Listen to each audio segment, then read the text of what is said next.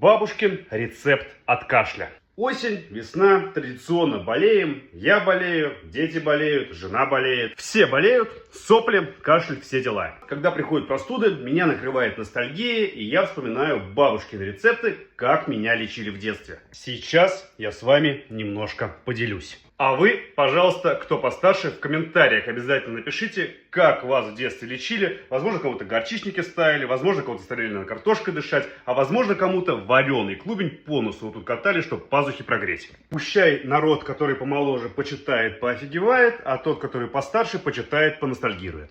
Так вот, рецепт царского здоровья и быстрого восстановления. Нам нужна зеленая редька, мед. В редьке делаем вот такие отверстия ложечкой.